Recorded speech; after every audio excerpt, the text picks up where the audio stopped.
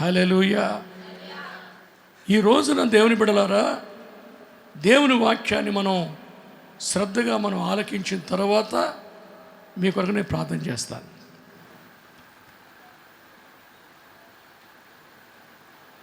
దేవుని యొక్క రక్షించబడిన కుటుంబంలో నేను పుట్టాను. నేను పుట్టక మునుపు మా తల్లి టీబీ జబ్బుతో బాధపడుతుండేది. ఆ రోజుల్లో రక్తం కక్కి వాంతి చేసి శరీరంలో ఉన్న రక్తం అంతా కూడా పోయి క్షీణదశకు వచ్చింది. చివరగా చచ్చిపోతుంది, ఈమె తీసుకెళ్ళిపోడని మంగళగిరి శానిటోరియం అని ఒక హాస్పిటల్ ఉండేదట, ఇప్పుడు ఉందనుకుంటాను. తీసుకెళ్ళిపోండి, చచ్చిపోద్దని చెప్పి తీసుకొస్తే మా నాన్నగారి ఇంటికి తీసుకొచ్చారు. ఆ రాత్రి లూథరన్ మిషన్ మా తల్లిదండ్రులు ఆ రాత్రి చచ్చిపోయే పరిస్థితుల్లో ఉంటూ చివరి ప్రార్థన మా తల్లి చేసుకుందంట.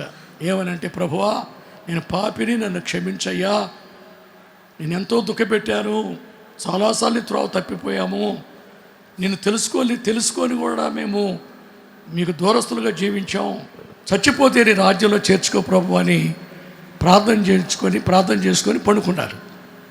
ఆ రాత్రి యేసు ప్రభు వచ్చి ఆమె ఎక్కడో వ్యాధితో ఉందో అడిగినప్పుడు డాక్టర్ రూపంలో వచ్చి ఆయన అక్కడ ముట్టి ఇంజక్షన్ లాగా వేసినట్లు ఆమె చూసిందంట. అంటే ఉదయకాలానికి దగ్గు లేదు, ఏం లేదు, స్వస్థ అయిపోయింది. దేవుని స్తోత్రం. ఇక దాని తర్వాత ఇక ప్రార్థనలన్నా, భక్తి అన్నా, సేవకులన్నా చాలా విపరీతమైన ప్రేమ. సేవకులు ఆ ఊరొస్తే మా ఇంట్లోనే వాళ్ళు ఫెయితోలాగా భావించి ఆ సేవకులు అక్కడ విశ్రాంతి తీసుకొని ఆ గ్రామంలో వాక్యాలు చెప్పేవారు. కొన్ని దినాలైన తర్వాత నేను పుట్టాను. టీబీ జబ్బు తరువాత నేను పుట్టడం వలన ఆమె బలహీనరాలైపోయి, ఇంక ఈ పిల్లవాడు కూడా ఎక్కడో చాలా సన్నగా బలహీనంగా పుట్టాడు. ఈ అబ్బాయి మనకు 4 పిల్లలు ఉన్నారు, ఈ పిల్లవాడిని పెంచడానికి నీకు శక్తి చాలదు, ఈ రాత్రి ఈ పిల్లవాడిని ఎక్కడైనా పూడ్చిపెట్టి వస్తారని మా నాన్నగారు అమ్మతో చెప్పారట. ఆమె బాధతో సరే ఏదో చేయండి, ఈ వ్యాధిని, ఈ యొక్క బలహీనత నేను భరించలేకపోతున్నానని ఆమె అన్నారట. పగలు అనుకున్నారు, రాత్రికి పనిచేస్తారు. మధ్యాహ్నం 3 గంటల సమయంలో స్నానం చేయించి నన్ను అక్కడ పక్కలో పరుడు పెట్టుకుంటే ఆమె నిద్రపోయారు. ఒక స్వప్నం వచ్చింది. ఆ స్వప్నంలో భయంకర గాలి, తుఫాను, చెట్లు ఇరిగిపోతున్నాయంట, భూకంపంలాగా ప్రజలు ఇటు అటు పరిగెత్తుతున్నారు కేకలు వేసుకుంటూ. ఆ సమయంలో ఆ స్వప్నంలో ఒక హస్తం వచ్చి నా మీద నిలిపి, అమ్మ ఈ అబ్బాయి పెద్ద పాస్టర్ అవుతాడు, నా సేవకుడి బిడ్డ అని మా తల్లితో మాట్లాడారు. అయ్యా మరి బిడ్డని ఎలాగ నేను పెంచాలా, నేను బలహీనాలంటే నేను వేరే వాళ్ళని ఏర్పాటు చేశాను అని ప్రభు మాట్లాడారు. మా చిన్నాయన గారికి పిల్లలు లేకపోతే నన్ను, ఆ చిన్న పిల్లవాడిగా ఉన్న నన్ను తీసుకొని పెంచి పెద్ద చేశారు. దేవునికి స్తోత్రం. అయితే నా వయసు వచ్చే కొలది లోకాశతో నిండిపోయాను. యవనస్తులు ఎటువంటి ఆలోచనలతో జీవిస్తారో అటువంటి చెడ్డ ఆలోచనలకు వచ్చి దేవునికి దూరంగా జీవిస్తున్నప్పుడు, తెనాలిలో నేను చదువుతున్నానప్పుడు 10th క్లాస్, అప్పుడు అనేక సినిమాకి పిచ్చివాడుగా తిరిగేవాడిని. మా అమ్మగారు చెప్పేవాళ్ళు, నాయనా నువ్వు పాస్టర్ అవుతారని చెప్పారు దేవుడు, నువ్వే చూస్తే ఇలా జీవిస్తున్నావు అని చెప్తే నేను గర్వంగా చెప్పేది ఏంటంటే, ఆ దేవుడు నాతో మాట్లాడాలమ్మా, నువ్వు చెప్తే నేను సేవకుండా అవుతానా, ముసలప్రాయం వచ్చిన తర్వాత అలా చేద్దాము, ఇప్పుడు బాగా అనుభవించాలి లోకాన్ని నేను అని చెప్పేవాడిని.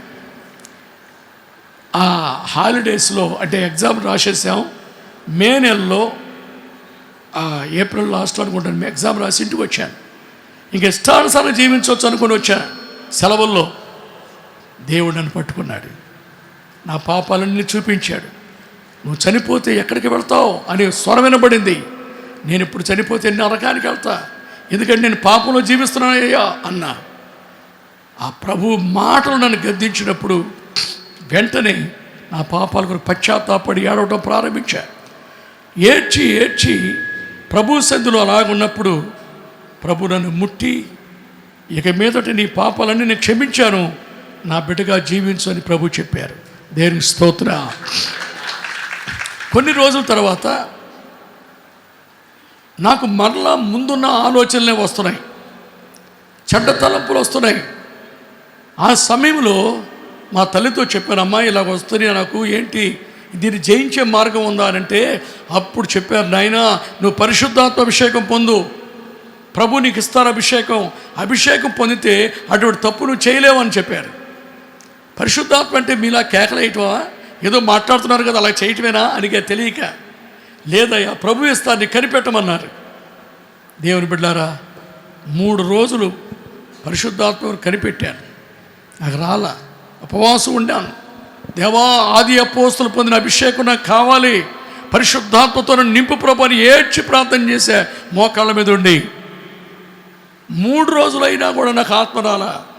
ఉదయకాలం 5 గంటలకు లేచి ప్రార్థన ముగించుకున్న తర్వాత వీళ్ళందరూ కూడా ఉద్రేకంతో మాట్లాడుతున్నారు, పరిశుద్ధాత్మ ఉంటే నాకు ఎందుకు ఇవ్వాల దేవుడు, నా పాపాలు క్షమించిన యేసయ్య అభిషేకంతో ఎందుకు నింపలా, ఇది వీళ్ళు మాట్లాడేదంతా కూడా అబద్ధమా అని ఇలాగ అనుకుంటూ, మరి అపోస్తులు పొందారు కదా, మరి అదేంటి, ఇలాగ రకరకాల ప్రశ్నలు నాలో మెదిలిని. అప్పుడు ఒక స్వరం వినబడుతుంది, ఈరోజు నిన్ను 8 గంటలకి నా ఆత్మచేత ముద్రించబోతున్నాను. ఆ మాట ఎప్పుడైతే విన్నానో చెప్పశక్యముగాని ఆనందం కలిగింది. 7 గంటల సమయంలో పాస్టర్ గారు పిలిచి, నువ్వు కూరగాయల మార్కెట్కి వెళ్ళి కూరగాయలు తీసుకురామని ఒక లిస్ట్ ఇచ్చాడు. సైకిల్లో వెళ్ళాను. టైం ఎంత అయిందో నాకే తెలియదు. గుంటూరు కూరగాయల మార్కెట్లో వెళ్ళి కూరగాయలు కొంటున్న సమయంలో లోపల స్తుతించుకుంటూనే ఉన్నా, దేవుని ప్రేమతో నింపబడుతున్నా. ఆ టైం అయిపోయినట్టుంది, నాకు తెలియదు. నాలో ఒక పరిశుద్ధాత్మ శక్తి నన్ను ఆవరించింది.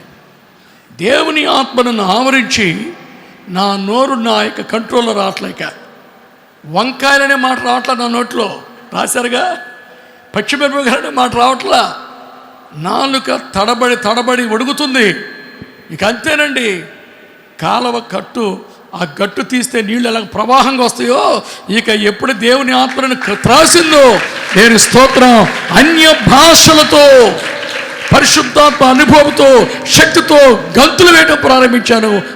ఆ యొక్క మార్కెట్లో, కూరగాయల మార్కెట్లో అందరూ అన్నారు వచ్చి, అబ్బయ్యా ఏమైంది నీకు బాబు, ఏంటిదంటే, ఇది చెప్పశక్యముగానే ఆనందం అమ్మ, దేవుని ఆత్మతో దేవుడు నింపారు. ఆ చిన్న పిల్లవాడిగా ఉన్నప్పుడు ఎలాగొచ్చానో తెలియదు, ఫేతోమ్కి చర్చ్కి పాస్టర్ గారితో మాట్లాడుతున్నాను, భాషలో మాట్లాడుతున్నా.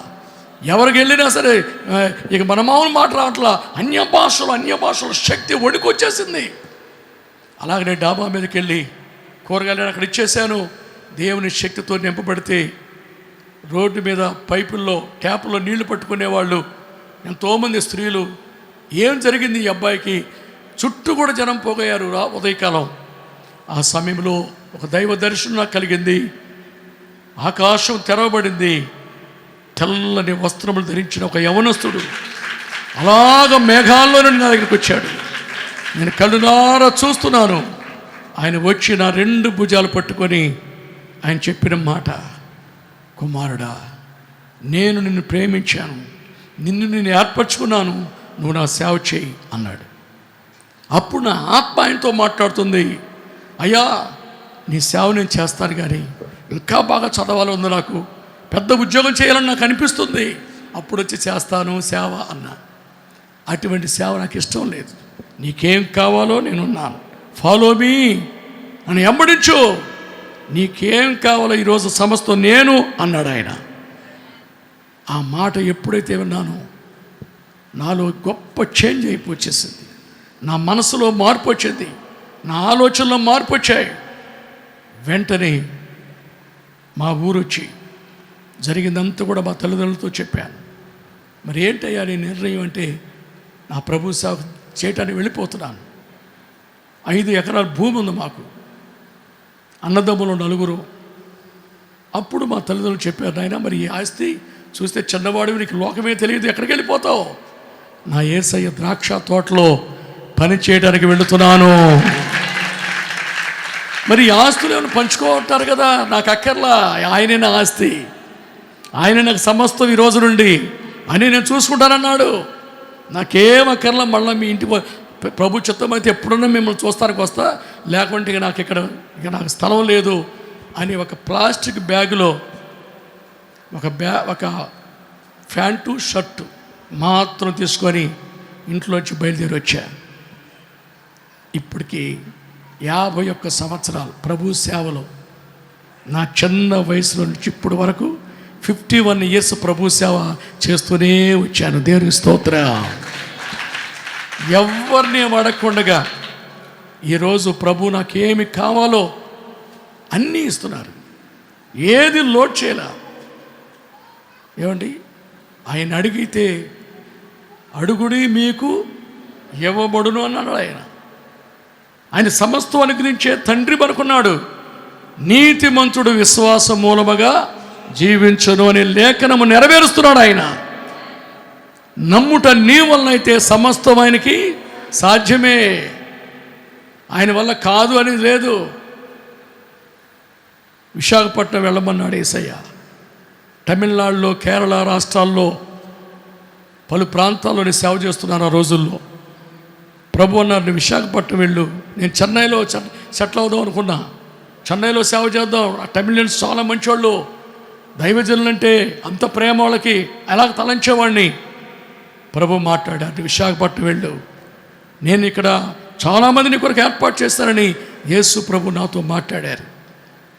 వైజాగ్ వెళ్ళి స్టేషన్లో మా సామాన్లు పెట్టుకొని క్లాక్ రూమ్లో ఇంటి కొరకు వెతికితే 25 రూపాయలకి ఒక చిన్న ఇల్లు, జాలర్ల మధ్యలో, పేదవాళ్ళ మధ్యలో ఒక చిన్న ఇల్లు దొరికింది, పూరిల్లు. అక్కడ మేము ఉన్నాం. నలగొట్టాడు ప్రభు మమ్మల్ని. తిండి లేదు, పస్తులతో ఉన్నాం, ఉపవాసాలతో, ఏమి టీ అలాంటిదో మాకు తెలియదు కొన్ని రోజులు. కానీ ప్రభు అయిపోయే చూస్తున్నాను. ఎవరిని మేము అడగకుండా దేవుని మీద ఆధారపడి జీవించడం ప్రారంభించాం. అలాగ 2-3 ఇళ్ళు మారాం. అన్నీ పాకలే.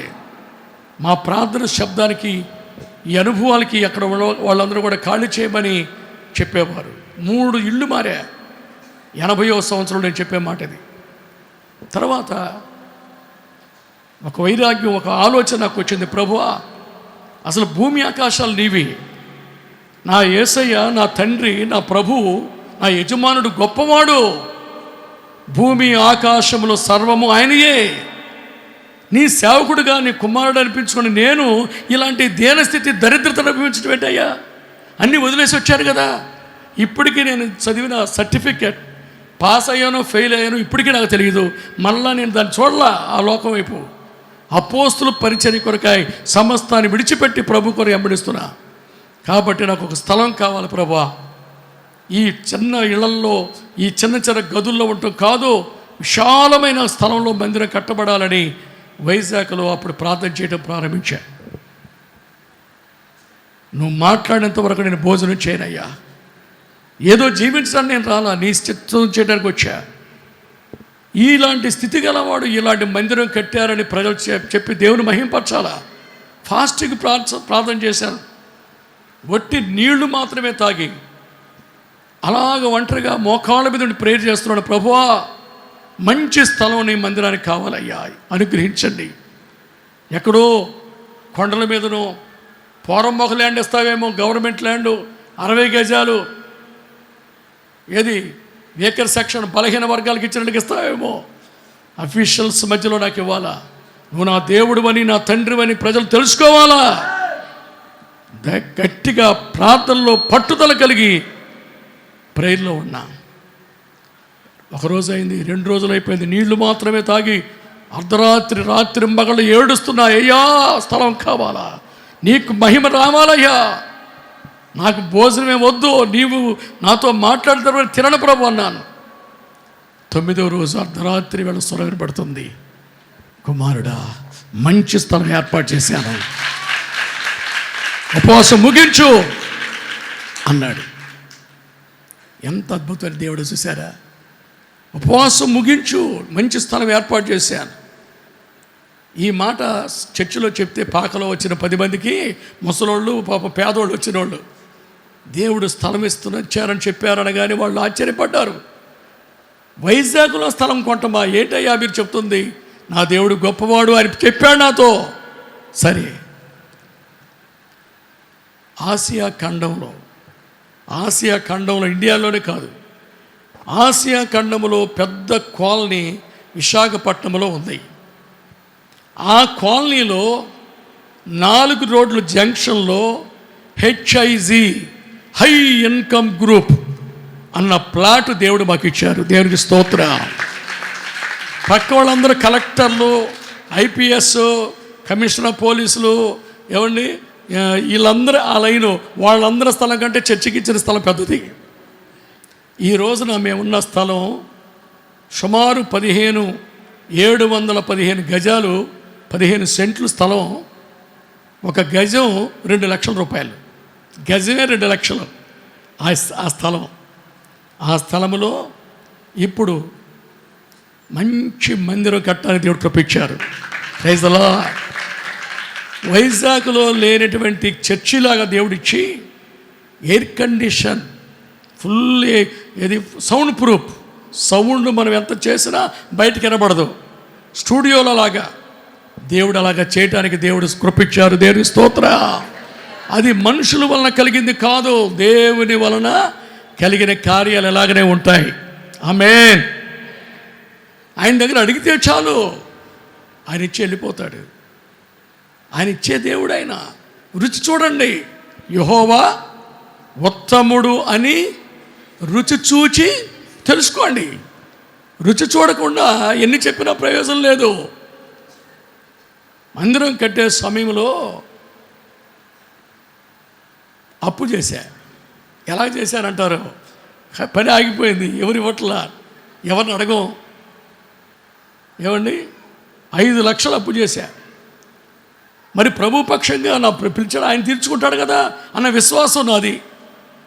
వాళ్ళు కూడా ఇచ్చేవాళ్ళు కూడా, మీకు ఎక్కడ పోతుంది సార్, మీరు ఎందుకు ఎక్కడ పోతుంది డబ్బు అని వాళ్ళు ఇస్తున్నారు. అప్పుడు 5 లక్షలు అయిపోయినాయి. సాయంకాల సమయంలో ఇలాగ వేరే ఒక బ్రదర్ వస్తే మాట్లాడుతున్నప్పుడు ఆ అప్పు ఉన్నటువంటి ఆ ఓనరు ఫోన్ చేశాడు. పాస్టర్ గారు, రేపు మార్నింగ్ 2 లక్షలు పట్టరండి అన్నాడు. 2 లక్షలా అన్నా. ఏమి రాసుకోవడం లేదు, మనం సంతకాలు లేవు, డాక్యుమెంట్స్ లేదు, అది లేదు, నోట్ లేదు, ఏంటి అలాగంటున్నారు, రేపు పొద్దున్న తీసుకురండి 2 లక్షలు అన్నాడు. అలాగే లేండి అన్న. ఆ రాత్రి ఫాస్టింగ్ ప్రేయర్లో దుఃఖంతో వేదనతో ప్రేయర్ చేశాను. ప్రభువా, అన్యుల దగ్గర నీ నామం ప్రభువా అవమానపరచబడకూడదు, నీ సన్నిధిలో మీరు తీర్చగలరన్న ఉద్దేశంతో నా కొరకు నేను చేయలా, నీ మందిరం కొరకు చేశా. నువ్వు ఇవ్వగల దేవుడు కదయ్యా అని అలాగా మంచం ప్రక్కన కూర్చొని ఆ రాత్రి అంతా దేవుడి దగ్గర మొర్రపెట్టాను. స్వరం వినబడింది, చేయించబడింది నేను ఇచ్చేవాడు నేను, ముగించో లే అన్నాడంతే. ఆయన చెప్తే చాలు, ఇంకా నాకు సంతోషం. మార్నింగ్ 8 గంటలకి పాస్టర్ గారితో చెప్పాను, ఎవరైనా వస్తారు, వచ్చినప్పుడు కూర్చోబెట్టి కొంచెం కాఫీ ఇచ్చి మాట్లాడుతూ ఉండు అన్న. నా విశ్వాసం ఏంటి, ఎవరో తీసుకొస్తారు 5 లక్షలు, అది ఫెయిత్. 8 గంటల తర్వాత బయటికి వెళ్ళాను. ఈ లోపల 9 గంటలకు వచ్చిన తర్వాత ఎవరైనా వచ్చారంటే ఎవరు రాలేదండి అన్నారు. ఇంకెవరు రాలేదా, మళ్ళీ వెళ్ళాను విజిటింగ్కి స్కూటర్ వేసుకొని. అలాగే వెళ్ళొచ్చి ఎవరైనా వచ్చారా, ఎవరు రాలేదండి. ఎవరు రాలేదా ఏంటని అలా కూర్చొని పోయి కుర్చీలు అలాగ స్తోత్రం చెప్పుకుంటా ఉన్న సమయంలో పోస్ట్ మ్యాన్ వచ్చాడండి. పోస్ట్ మ్యాన్ ఏమో మనీ ఆర్డర్ చేస్తే అది చేస్తారు, 500 చేస్తారు, 200 చేస్తారు. 5 లక్షలు కావాలి ఇప్పుడు.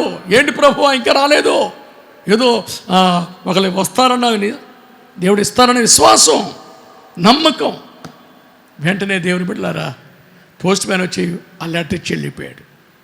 ఆ లెటర్ చింపి చదివితే 1982 సంవత్సరంలో ఒక సహోదరుడు పరిచయం ఏర్పరచబడ్డాడు.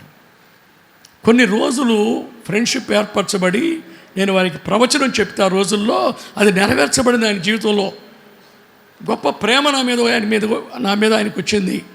తర్వాత క్రిస్మస్ వచ్చినప్పుడల్లా గ్రీటింగ్స్ పంపించేవాడు. నేను కూడా కొన్ని మాటలు చెప్పి ఆయన అడ్రస్ నా దగ్గర ఉండేది, నేను కూడా పంపించేవాడిని. కొన్ని దినాల తర్వాత ఆయనకి నాకు కనెక్షన్ లేదు. ఆయన ఏమయ్యాడో నాకు తెలియదు, నా అడ్రస్ ఏమైందో ఆయనకి తెలియదు. మా ఇద్దరికి 15 సంవత్సరాలు ఎడబాటు వచ్చేసింది. ఆయన రాసిన ఒక ఉత్తరం వచ్చిందనమాట. ఆ లెటర్లో ఏముందంటే, ఒక ట్రస్ట్ వాళ్ళు, లాయర్లు ఆ లెటర్ పంపించారు. ఏమండి ఐజాక్ గారు అంటే మీరేనా? ఇదిగో ఫలానా ఆయన మీకు పరిచయం అంట కదా, ఆయన ఆస్తి చచ్చిపోతూ ఆయన ఆస్తి మీకు రాసిచ్చాడు, చచ్చిపోయాడు ఆయన. ఆయన అడ్రస్ మీరేనా ఉన్నారా లేదా అని రాశాడండి. హల్లెలూయా! దేవుని సన్నిధిలో చెప్తున్న మాటలు ఏదో కల్పించి చెప్పే మాటలు కాదు. ఆశ్చర్యం.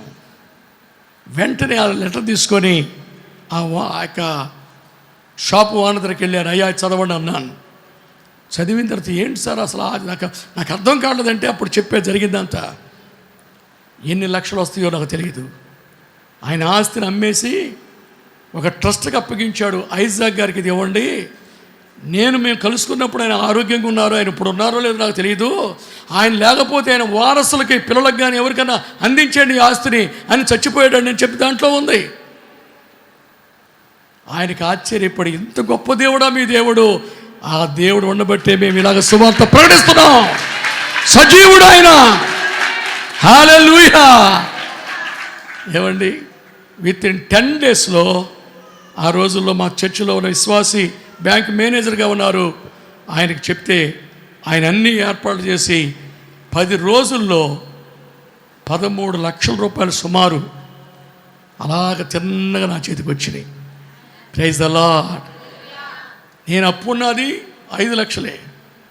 ఇక మిగిలిన డబ్బులు అంతా ఫుల్గా వర్క్ జరిగిందండి. ఇక ఫుల్గా డబ్బులు ఉన్నప్పటికీ ఏముంది? అలాంటి దేవుడు మన దేవుడు. ఇక నా జీవితంలో చెప్పాలంటే 50 సంవత్సరాల యొక్క సేవ అనుభవంలో చాలా నేను అనుభవించాను. నా ప్రభుతో కలిసి నడుచుతూ ఇప్పటి వరకు ఆరోగ్యాన్ని ఇచ్చి పలు ప్రాంతాల్లో సేవలు నడిపిస్తున్నారు. స్తోత్ర. ఎందుకు చెప్తున్నానంటే, మన దేవుణ్ణి హెచ్చించాలా, మన సాక్ష్యాలు చెప్పాలా అనేకులకి. ఆయన సజీవుడని ఎలాగా యోబు చెప్పాడు, నా విమోచకుడు సజీవుడనియు ఆయన భూమి మీద నిలుచుననియు నేను ఎరుగుదును. ఈ విధంగా నా శరీరము చీకిపోయినా మరొక శరీరముతో నా ప్రభుని చూస్తాను, అది నా నిరీక్షణ అన్నాడు ఆయన. నిరీక్షణ గల ప్రజలుగా మనం ఉందుముగాక. అబ్రహాము కుమారుని ఇస్సాకు. అబ్రహాము కాలంలో కరువు వచ్చింది. 13వ అధ్యాయంలో చదివితే, ఒక 12వ అధ్యాయంలో కరువు వచ్చింది అబ్రహాం జీవితంలో. ఆయన ఏం చేశాడు? ఆ కరువు వచ్చినప్పుడు ఆదికాండం చదవండి, 12వ అధ్యాయము ఆదికాండం చదువు నాయన. యెహోవా నీవు లేచి నీ దేశం నుండి, నీ బంధువుల యొద్ద నుండి, నీ తండ్రి ఇంటి నుండి బయలుదేరి నేను నీకు చూపించు దేశమునకు వెళ్ళుము. ఆమేన్. హల్లెలూయా.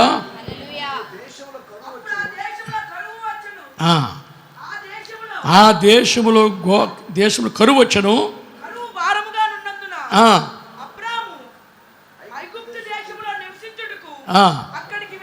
హల్లెలూయా.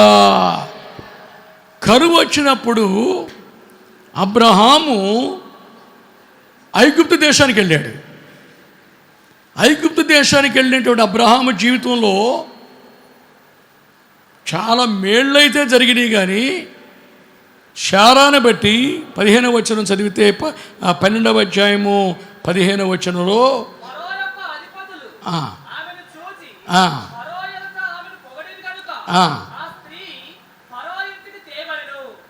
అప్పుడు ఆమెను బట్టి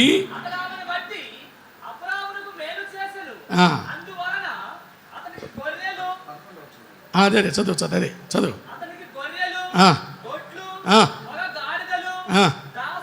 దాసులు పనికత్తెలు, ఆడుగాడిదలు. హల్లెలూయా.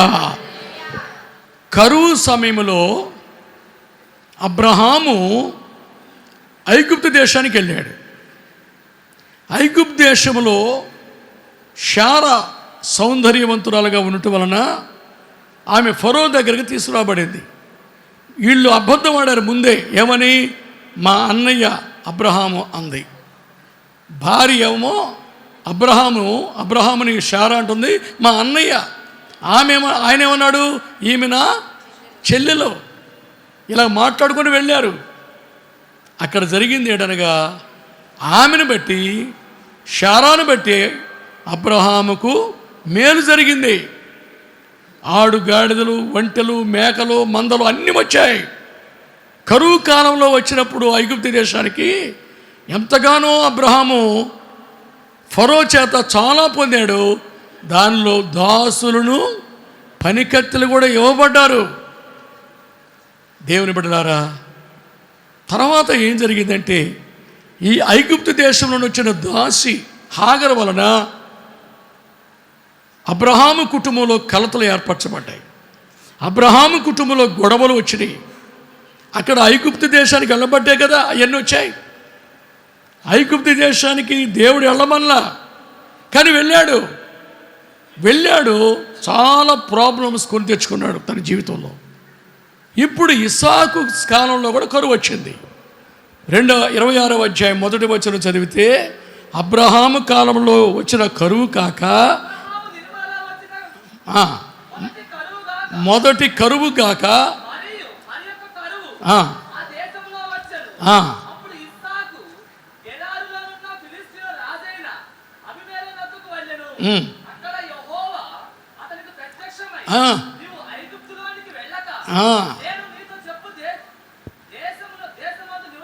హల్లెలూయా. ఐగుప్తు దేశమునకు వెళ్ళొద్దు అంటాడు ఇస్సాకుతో దేవుడు. అబ్రహాము లాగానే ఐగుప్తు దేశానికి వెళ్తావేమో ఇస్సాకు, నువ్వు అక్కడికి వెళ్ళొద్దు. మరి ఎక్కడికి వెళ్ళాలా?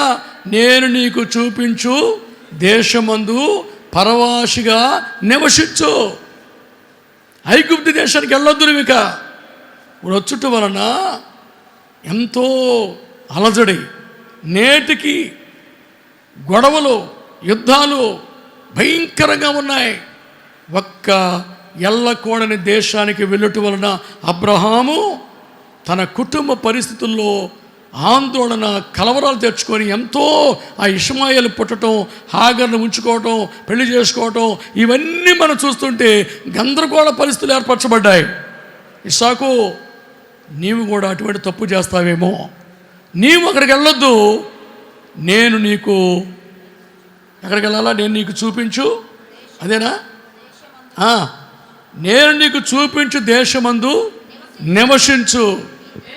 అక్కడ అబ్రహాముతో దేవుడు చెప్తున్నారు 12వ అధ్యాయంలో, అబ్రహామా నేను నీకు చూపించు దేశమునకు వెళ్ళు, ఎక్కడోమో నివసించు.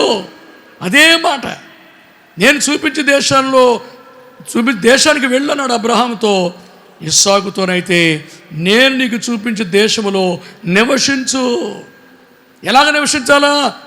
పరవాసిగా నివసించు. ఏదో ఈ లోకం నాదే కదా, ఈ భవనాలు నావే కదా, ఇదంతా శాశ్వతం, నాకు నా సొత్తు అనుకుంటావేమో. ఎన్ని అశాశ్వతమైనవి. ఫారినర్గా, విదేశీయుడిగా నివసించి ఈ లోకంలో నేను నీకు తోడయుండి నిన్ను ఆశీర్వదించి గొప్ప చేస్తాను ఇస్సాకు అని దేవుడు మాట్లాడారు. సహోదరి సహోదరులారా, దేవుడు చెప్పని ప్రేమ మనం చేస్తే, ప్రభువు వెళ్ళమన్న స్థలానికి వెళ్లకుండా ఉంటే అనేకమైన విపత్తులు మన జీవితంలో మనం ఎదుర్కొంటాం. ఇస్సాకు దేవుడు చెప్పిన మాట చొప్పున గెరారు దేశంలో, ఫిలిస్తీన్ల దేశంలో నివసించాడు. నివసించిన తర్వాత 12వ వచనం 26వ అధ్యాయం 12వ వచనంలో అక్కడ ఏముందనగా చదువు. ఉండండి, ఆగండి బాబు, టైం వేస్ట్ చేయకుండా నేను చెప్తాను. అవన్నీ మైండ్లో ఉన్నాయే. ఇదిగో టైం కొంచెం అప్పుడప్పుడు మీకు ఇద్దామని చదివిస్తున్నా. హల్లెలూయా చెప్పండి గట్టిగా, ఇంకా గట్టిగా చెప్పండి. బైబిల్, దేవుని కృపల్లో బైబిల్లో వాక్యాలన్నీ ఫీడ్ అయిపోయినాయి ఇక్కడ. ఆమేన్. కంప్యూటర్కే ఫీడ్ అయిపోతే మనకుండదా దేవుని బిడ్డకి? హల్లెలూయా. ప్రధానికి చదువుకుంటూ కూర్చుంటామా? చదవటం వినండి దేవుని వాక్యాన్ని. దేవుడు చెప్పారు, నువ్వు నేను చూపించే దేశంలో నివసించకడే, అక్కడే ఉన్నాడు. కొన్ని దినములైన తర్వాత ఈ కరువు కాలంలో దేశమంతా కరువుతో నిండిపోతే ఇస్సాకు ఆ దేశమందున్నవాడై స్తోత్రం విత్తనము వేసెను. విత్తనం వేస్తే అసలు కరువు కాలంలో, వర్షాలు లేని కాలంలో, ఎండలకి ఈ యొక్క తేమ లేనందువలన విత్తనం చచ్చిపోవాలా, మొలకెత్తకూడదు. కానీ ఇస్సాకు వేసిన విత్తనాలన్నీ మొలిచాయి. ఏది ఫెయిల్యూర్ అవ్వలా, అద్భుతంగా అన్నీ మొలిచాయి, పంటకొచ్చాయి. ఇక కోస్తే 100 అంతల ఫలము పొందాడు. స్తోత్రం. ఎక్కడ కూడా వేస్టేజే లేదు. కొంత పోయిందండి, వర్షాలు లేక ఈ సంవత్సరం లేదండి, పురుగు పట్టిందండి పొలంలో అన్న ఆలోచన లేదు. ఈ దైవజనుడు అబ్రహాము కుమారుడు ఇస్సాకు దేవుని మాట విన్నాడు, దేవుని ఆలోచన అంగీకరించాడు. ఈ రోజుల్లో అనేక మంది తెలియకుండా, దేవుని చిత్తం లేకుండా ఏదేదో చేస్తుంటారు. అందువల్లనే ఫెయిల్ అయిపోతున్నాయి వాళ్ళ కార్యక్రమాలు, ఏది కూడా సక్సెస్ అవ్వలేకపోతున్నాయి. కారణం దేవుని ఆలోచన, దేవుని చిత్తము వాళ్ళు చేయనందువలన. ఇస్సాకు ఆ దేశముందున్నవాడై వ్యవసాయదారుడుగా మారాడు, 100 అంతల ఫలం పొందాడు. యెహోవా అతనిని ఆశీర్వదించను. చప్పులు కూడా స్తోత్రం చెప్పండి ఇప్పుడు. Praise the lord. ప్రభు ఆశీర్వదిస్తే అతడు క్రమముగా ఏమయ్యాడు? అభివృద్ధి పొందాడు. స్తోత్రం. క్రమముగా ఒకేసారి రాత్రి కోటీశ్వరుడు అవలా, లాటరీ టికెట్ తగల్లా. దేవుడిచ్చిన కృపను బట్టి క్రమక్రమముగా అభివృద్ధిలోకి వచ్చాడు. విస్తారమైన దీవెనల చేత అబ్రహాము కుమారుడు ఇస్సాకు నింపబడ్డాడు. ఆ దేశంలో గనుక అతడు గొప్పవాడు. ఆయన యెహోవా అతనిని ఆశీర్వదించను. స్తోత్రం. గనుక గొప్పవాడయ్యాడు. దేవుడు నిన్ను ఆశీర్వదిస్తే అన్య జనుల మధ్యలో కూడా తీసుకుని వెళ్ళి నిన్ను గొప్పగా దేవుడు చేయగలడు. నీ పేరు ప్రఖ్యాతులు వ్యాపిస్తాయి. ప్రభువు నడిపించిన దారిలో నువ్వు నడిస్తే, ప్రభువు నిన్ను తోడుకొని వెళుతున్న దారిలో ఓపికతో నువ్వు పరిగెత్తుతుంటే, నడుస్తుంటే ప్రభువు నిన్ను సామాన్యుడిగా ఉంచడు, ఉన్నతమైన స్థానంలో నిలబెడతాడు. దేవుని స్తోత్రం. ఇప్పుడు ఇస్సాకు గొప్పవాడయ్యాడు. అయిన తర్వాత అసూయ వచ్చేసింది జనానికి. అసూయ, అందరికీ అసూయలు వచ్చేస్తాయి. అసూయ పడకపోతే, అసూయ అతని మీద అసూయ పడలేదంటే అతను ఎదుగుదల లేనివాడు. కాయలు లేని చెట్టు ఎవరైనా పట్టించుకుంటారండి? పండ్లున్న చెట్టుకి ఏం చేస్తారు? నోరు ఊరుతుంది, అక్కడే చెట్టు ఎక్కుతారో, రాళ్ళు వేస్తారో, ఏదైనా చేస్తారు సంపాదించడానికి. అస్సలు పూత కానీ, పిందెలు కానీ, కాయలు లేని చెట్టు దగ్గర మీకు పని లేదు, వెళ్ళిపోతారు. ఒక సేవకుడు అభివృద్ధి పరచబడుతున్నా, ఒక విశ్వాసి ఆశీర్వదించబడి గొప్పవాడవుతున్నప్పుడు నిన్ను చూస్తున్న వాళ్ళందరూ కలిగేది సంతోషం కాదు, అసూయ, కుళ్ళు. ఎక్కడెక్కడున్న వచ్చేవాళ్ళు ఇక్కడ గొప్పోళ్ళు అయిపోయారు, ఇక్కడికి వచ్చి ఇల్లు కట్టుకొని అని రకరకాలుగా మాట్లాడుకుంటారు.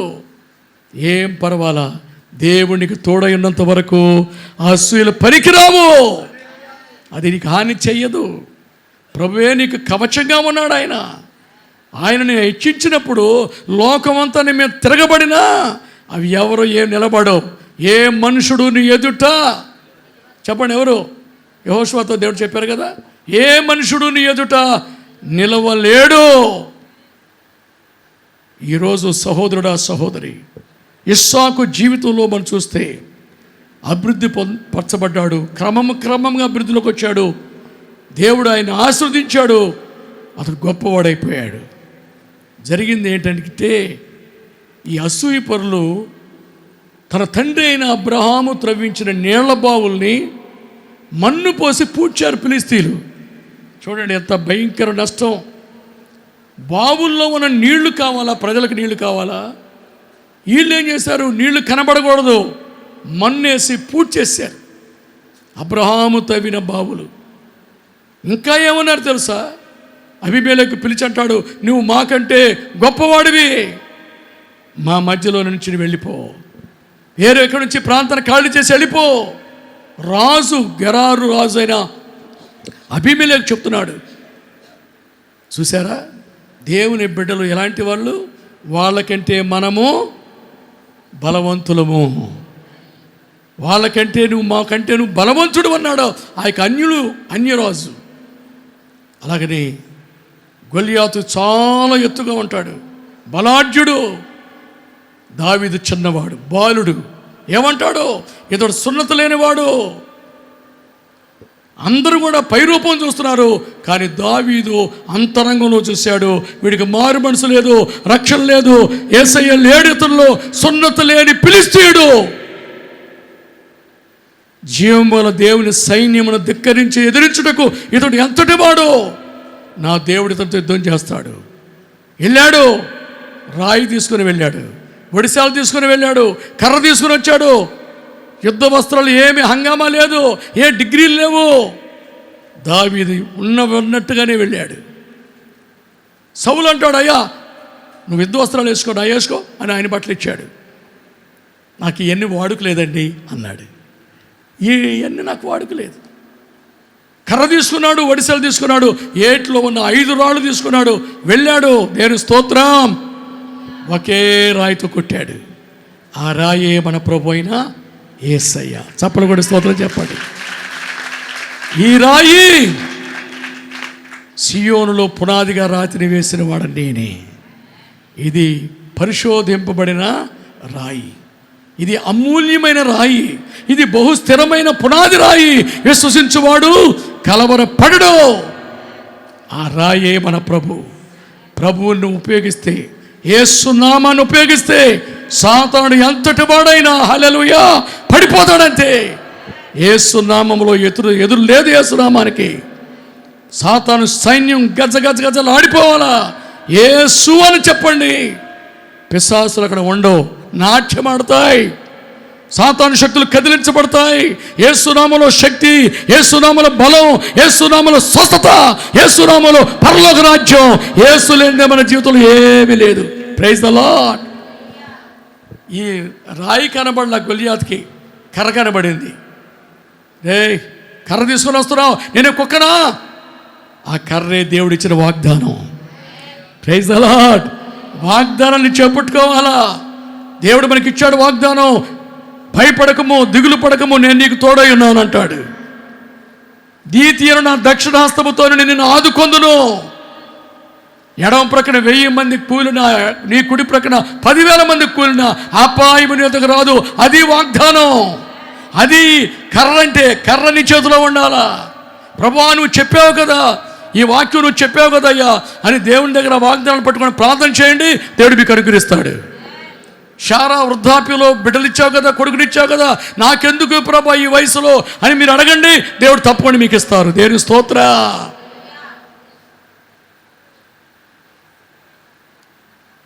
కర్ణాటకలో హుబ్లీ అనే స్థలంలో ఒక 25 ఏళ్ల క్రితం మీటింగ్లో హీలింగ్ క్రూసేడ్లో వాక్యం చెప్తున్నాను. దేవుడు చేయగలడు ఏదైనా అని చెప్పారు. రాత్రి చెప్తే 2 భార్యాభర్తలు మార్నింగ్ నాకు నేనున్న గదికి వచ్చారు. ఏమంటే రాత్రి మాట చెప్పారు కదా అంటే, ఏం చెప్పానమ్మా? ఏదైనా దేవుడు చేయగలడు అన్నారు కదా. ఏమైనా చేయగలడా? ఏమైనా చేయగలడు, ఏమైనా చేయగలడు. కానీ ఒకటి అన్నా, ఏంటది?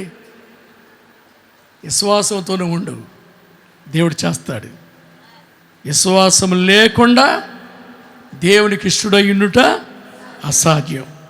అది ఉండాలా అని కొన్ని విషయాలు చెప్పాను. 10 సంవత్సరాలు అయిందయ్యా. 1 కోటి రూపాయలకు మేము ఇచ్చాము, ఒకళ్ళకి మోసం చేసి వెళ్ళిపోయారు.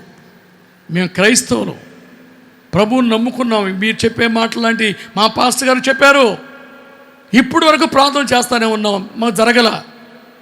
అయితే మీ విశ్వాసం లోపం ఉందన్నా నేను. మాకు విశ్వాసం లోపం, మేము పుట్టుకతో క్రైస్తవులం అంటున్నారు వాళ్ళు. ఇంకా అధికంగా మాట్లాడుతూనే ఉన్నాం. బ్యాగులో తీసింది బైబిల్ ఆమె. పెద్ద బైబిల్. ఇంత బైబిల్ చదువుతూ ఉంటే మేము ఇంకేంటి అమ్మ ఈ కాదు, ప్రభువుని నమ్మండి, దేవుడు ఇస్తాడు, రండి ప్రార్థన చేస్తానని చెప్పి ప్రే చేశాను. విశ్వాసం దయచే ప్రభా, ఆ ₹1,00,00,000 అయినా మీరు ఇచ్చేలాగా వాళ్ళ హృదయాలు తెరవని ప్రభా అని కన్నీటి ప్రార్థన చేసి పంపించాను. మళ్ళీ రమ్మంటారా అన్నారు. ఇక రానక్కర్లా, చాలా ప్రార్థన మీకు.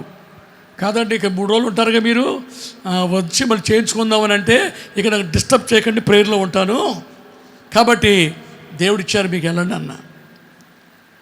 నెక్స్ట్ డే చూశారు, మీటింగ్కి వచ్చారు, అద్భుతాలు చూశారు, దయ్యాలు పడిపోవడం చూశారు, కుంటివారు నడవడం చూశారు. యేసయ్యలో ఇంత శక్తి ఉందని జనం రోజు రోజు పెరిగిపోతున్నారు ఆ మీటింగ్లో.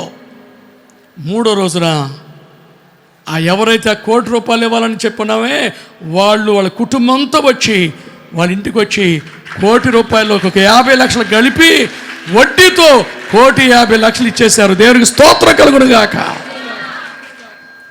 ఎంత గొప్ప దేవుడు చూశారా. వాళ్ళు వచ్చి ఏడుస్తున్నారు. ఏంటికి ఏడుస్తున్నారు? చెప్పాను కదా, విశ్వాసంతో ఉండండి, వస్తాయనే కదా. వచ్చాయ్యా, వచ్చాయా? ఎంత వచ్చాయి? ₹1,00,00,000 ఇస్తే ₹1,50,00,000 50 లక్షలు వడ్డీ కల్పించారయ్యా. మన దేవుడు అటువంటి దేవుడు, అటువంటి దేవుడు. ప్రియమైన దేవుని బిడ్డలారా, నమ్మండి, ప్రభు మీద పరిపూర్ణ విశ్వాసంతో నిలబడండి. దేవుడు చేయటానికి సమర్థుడు. ఆయన చేయుటకు సమస్తము ఆయనకి సాధ్యమైంది లేదు. యెహోవాకు అసాధ్యమైంది ఏమైనా ఉన్నదా? ఏమీ లేదు. అలాగని ఇస్సాకు ఇప్పుడు ధైర్యం తెచ్చుకున్నాడు. శత్రువుల యొక్క దేశంలో ఉన్నాడు ఇస్సాకు. ఆయనకేం పెద్ద బలాఢ్యులు లేరు, తనకి సెక్యూరిటీ గార్డులు లేరు. తన తండ్రి త్రవ్వించిన బావుల్ని తిరిగి తవ్వించాడు. దేవునికి స్తోత్రం. ఫిలిష్తీయులు మన్ను పోసి పూడ్చారు. దేవుని బిడ్డ యేసు ప్రభు నిన్ను ప్రేమించి నిన్ను రక్షించుకుంటే సాతానుడు వచ్చాడు, మన్ను అనే లోకాశలు నిలబెట్టేశాడు. మన్ను అనే లోక సంబంధమైన తలంపులు పెట్టి రకరకాల ఆశలతో దేవుని ప్రేమని నీళ్ళని కనబడకుండా మూసేశాడు బావుల్ని. అందుకే ఈరోజు క్రైస్తవులు అనబడిన వారు ఆత్మతో సత్యముతో ఆరాధించటం మానివేసి ఎన్నో విషయాల్లో ఇదైపోతున్నారు. దేవునికి ఇష్టం లేని కార్యక్రమాలు చేస్తున్నారు. ఈ రాత్రి పరిశుద్ధాత్మ దేవుడు నీతో మాట్లాడుతుంది ఏంటనగా, ఒకవేళ నీ జీవితంలో మన్ననే లోకాశలతో దుష్టుడు కప్పివేస్తే, ఇదిగో యేసుక్రీస్తు తన కుమారుడు అబ్రహాము కుమారుడని ఇస్సాకు ఎలాగొచ్చాడో దైవ కుమారుని యేసయ్య వచ్చి నీలో ఉన్న దురాశలను, అసూయలను, అపవిత్రతను మొత్తం తోడవతల వేయడానికి ఈ రాత్రి మన మధ్యలో సంచరిస్తున్నాడు. దేవునికి స్తోత్రం. గట్టిగా స్తోత్రం చెప్పండి, గట్టిగా. Hallelujah, hallelujah, hallelujah. Praise the lord Jesus. దైవ కుమారుడని యేసయ్య వచ్చాడు. నీ హృదయంలో ఉన్న మట్టిని, నీ హృదయంలో ఉన్నటువంటి లోక సంబంధమైన ఆలోచనలు తీసివేస్తున్నాడు. ఆయన ఎంతో హింస పెట్టారు ఇస్సాకుని ఫిలిష్తీయులు. ఈ మంచి పనులు చేస్తుంటే ప్రభువుని, యేసు ప్రభు వచ్చి లోకంలో రక్షకుడుగా వచ్చి మానవుల కొరకు ఎన్నో చేస్తే ఆయన్ని కొట్టారు, హింస పెట్టారు, చిత్రహింసలు చేశారు, సిలివేశారు. ఇస్సాకును కూడా ఎక్కడ ఉండనీలా. ఏదైనా ఇది మాది, అది మాది, ఆయన మనశ్శాంతి లేకుండా చేశారు. కానీ చివరిగా ఎవరైతే ఆయన హింస పెట్టారో, ఎవరైతే స్థిరం లేకుండా ఇస్సాకుని ఎంత బాధ పెట్టారో వాళ్ళందరూ వచ్చి ఆయన పాదాల మీద పడిపోయారు. దేవునికి స్తోత్రం కలుగును గాక. ప్రతి మోకాలు యేసు నామములో వంగునట్లు అన్ని నామముల కంటే పైనామాన్ని యేసయ్యకి ఇచ్చాడు తండ్రి. ఇప్పుడు వాళ్ళు వచ్చి ఇస్సాకు దగ్గర సాగిలపడి, అయ్యా నిజముగా మేము, చదవండి ఆ మాట, 26వ అధ్యాయము 28వ వచనం చదవండి. చూచితిమి, హల్లెలూయా, గనుక మనకు అనగా మాకును నీకును మధ్యన ఒక ప్రమాణం ఉండవలననియు, మేము నిన్ను ముట్టక నీకు మేలే తప్ప మరేమీ చేయక నిన్ను సమాధానంగా పంపివేసితిమి గనుక నీవును మాకు కీడు చేయకుండునట్లు నీతో నిబంధన చేసుకొందుమనియు అనుకొంటిమి. హల్లెలూయా చెప్పండి గట్టిగా. అనుకొంటిమి. ఇప్పుడు నీవు యెహోవా ఆశీర్వాదము నొందినవాడవనిరి. చప్పలు కూడా స్తోత్రం చెప్పండి. ఇప్పుడు ఎవరైతే ఆ అధ్యాయం అంతా చదువుకోని తర్వాత ఇస్సాకుని ఎవరైతే ఇబ్బంది పెట్టారో, ఇస్సాకుని ఎవరైతే తరిమి వేశారో, ఎవరైతే ఆయన శ్రమ పెట్టారో, ఆయన అడుగు పెట్టిన స్థలం అంతా నీళ్లు పడుతూనే వస్తున్నాయి. అది మాది ఇది మాది అనుకున్నారు. చివరిగా వాళ్ళు చేతులెత్తేసి నిజముగా యెహోవా నీకు తోడై ఉన్నావని మేము చూచాం. తర్వాత ఏమన్నారు? నీవు యెహోవా వలన ఆశీర్వాదము నొందినవాడు అనిరి. శత్రువులు దేవుడి మిత్రులుగా చేస్తాడు. విరోధము గలవా ఏ విధమైన ఆయుధము నీకు విరోధముగా వర్ధిల్లదు. ఇస్సాకు దగ్గర వాళ్ళు సమాధాన పడ్డారు. ఇస్సాకు సాగిలపడి నమస్కరించారు. ఇస్సాకు గొప్పతనం ఏంటో వాళ్ళు ప్రజలకు వర్ణించారు. ప్రియమైన దేవుని బిడ్డలారా, మనలో ఉన్న మట్టి తీసే సమయం వచ్చింది. ఆ మట్టి తీస్తే కానీ జీవజల ఓట్ల బయట కనబడవు. లోపల నీళ్లు కనబడాలంటే నీలో ఉన్న మట్టి ఉంది. మట్టి వేసాడు ఫిలిష్తీయుడు. శత్రువు నిన్ను పూడ్చి నీలో నీళ్లు జలప్రభావం కనబడకుండా బురదతో నింపేశాడు, కనబడకుండా చేశాడు. కానీ ఇదిగో ప్రభు అయిన యేసయ్య ఇలాంటి మీటింగ్ల ద్వారా నీతో మాట్లాడి నీలో ఉన్నటువంటి ఆ మట్టి అనే స్వభావం, భూ సంబంధమైన మనస్తత్వాన్ని, ఆలోచనలు బయట తోడివేసి ఆ నీళ్లు ఎప్పుడు బయటకు వచ్చాయో ఆ రోజుల్లో పెట్టబడిన పేర్లు, అబ్రహాము కాలంలో పెట్టబడిన పేర్లు తిరిగి ఇస్సాకు పెడుతున్నాడు. దేవుని స్తోత్రం కలుగునుగాక. మనకు అదే పేరు, అదే నామకరణం మరలా చేసి ఆది ప్రేమ, ఆది శ్వాసం, ఆదిలోని భక్తి వైరాగ్యాలు దేవుడు మనకిస్తున్నారు.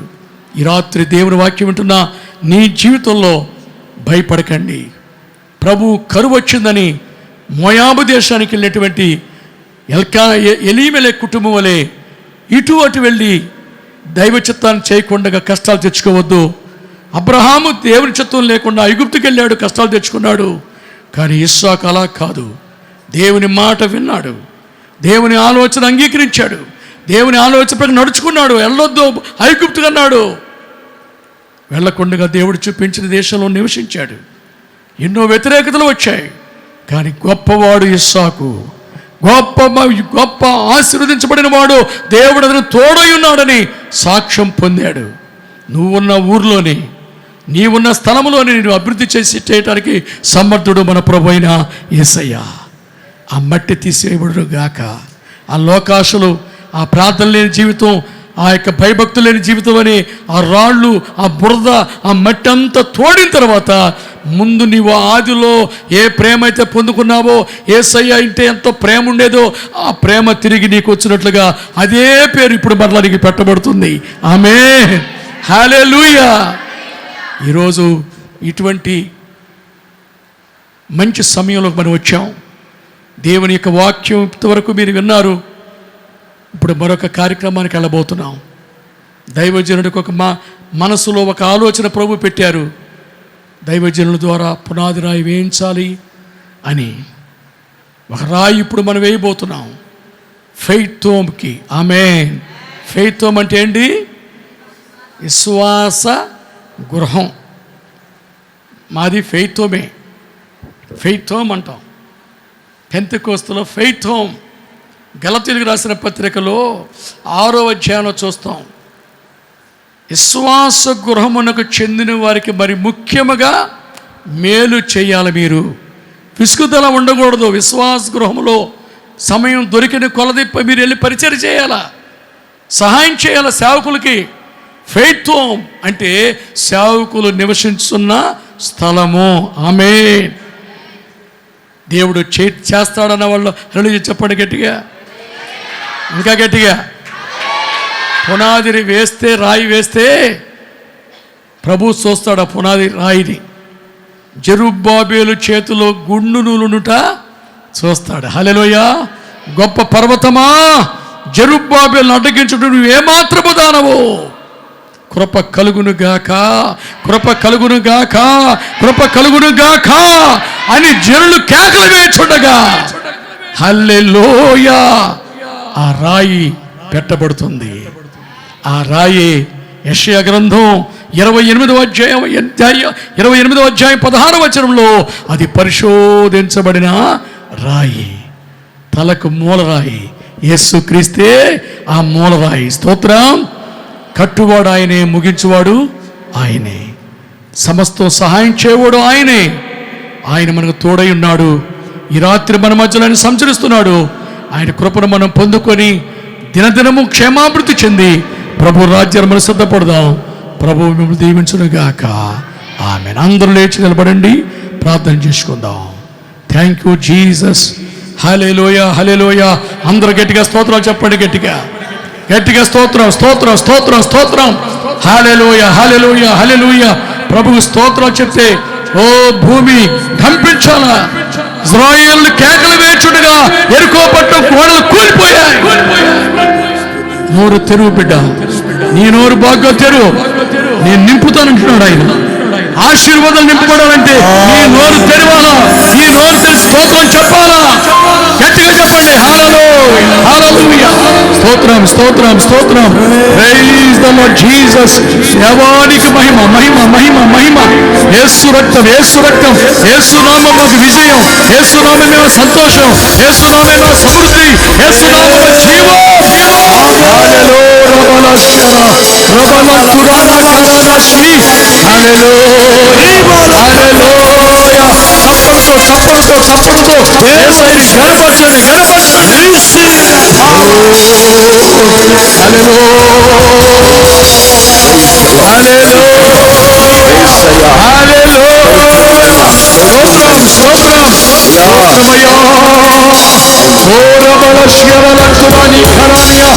In the name of Jesus, ఈ సేవను ఆశీర్వదించుండగా ఈ సేవకుని కుటుంబాన్ని ఆశీర్వదించండి, సంఘాన్ని అభివృద్ధిపరచండి, విశ్వాసం అభివృద్ధిపరచండి. హల్లెలూయా, హల్లెలూయా. భూలోకమును తల్లకిందులు చేయవారు ఇక్కడ కూడా ఉన్నారు, ఇక్కడ కూడా వచ్చారు. హల్లెలూయా. ఇస్సాకు, నువ్వు మాకంటే బలవంతుడివి. ఆమేన్. జీసస్. హల్లెలూయా. యెహోవా దీవెనలు నీ మీద ఉన్నాయి. దేవుని కృప నీ ఎడల ఉంది. దేవుని ఉద్దేశం నీ కుటుంబ ఎడల ఉంది. దేవుని ఆలోచన నీకుంది. దేవుని నమ్ము బిడ్డ, విశ్వాసముతో నిలబడు. దేవుడు గొప్ప కార్యాలు చేయబోతున్నాడు, ఆశీర్వాద కార్యాలు చేయబోతున్నాడు. నిన్న నేడు నిరంతరం మార్పు లేనివాడు యేసుక్రీస్తు ప్రభు. హల్లెలూయా. జీసస్. హల్లెలూయా. రలాషియానియా రిబా ఓరబలక తురబౌరిఖనా రిఖబానష.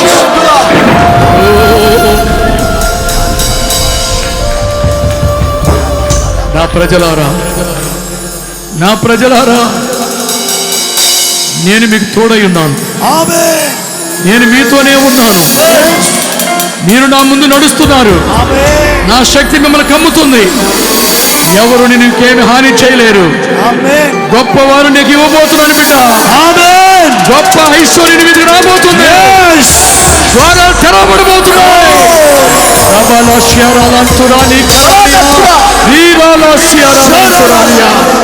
భయపడకండి, పని కొనసాగించండి. వెనక తిరిగి చూడండి బిడ్డ. నేను చేయి పట్టుకుని ఉన్నాను. చెయ్యి పట్టు నడిపించువాడు నేను. ఏ మనుషుడు నీ ఎదురు నిలవలేడు. ఆకాశ ద్వారాలు తెరవబడబోతున్నాయి. మరుగైన ధనాగారాన్ని ఇవ్వబోతున్నాను.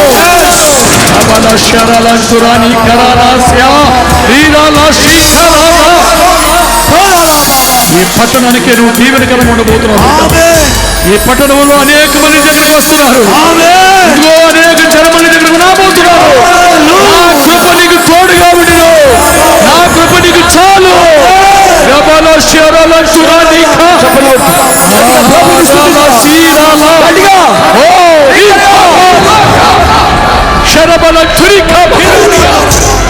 ఓ జీరారాజ్య. నా సన్నిధి మీ మీద ఉంచుతున్నాను, మిమ్మల్ని మీరు అప్పగించుకొని బిడ్డలారా. ఇదిగో నా సంగమా, నా సన్నిధిలో నువ్వు అప్పగించుకున్నట్లయితే బలమైన కార్యములను చూడబోతున్నావు. నీలో నా విశ్వాసం పారుతులను పడబోతుంది. నీ నడుము కట్టుకొని పని సాగించు, విశ్వాస నేత్రములతో చూడు. అనేకమైన కార్యములను చూడబోతున్నావు. నీ కనులకు ఆశ్చర్యం కలగబోతుంది. నీ నడుము కెట్టబడుతుంది, నీ చేతులు విప్పబడుతున్నాయి.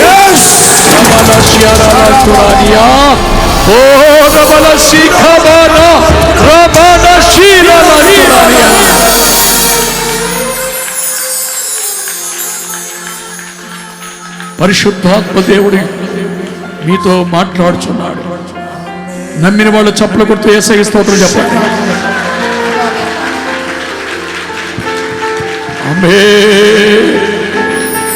పాపపు ఊబిలో నేనుండగా ప్రేమతో నల్లాకర్షించితివే. పాపపు ఊబిలో నేను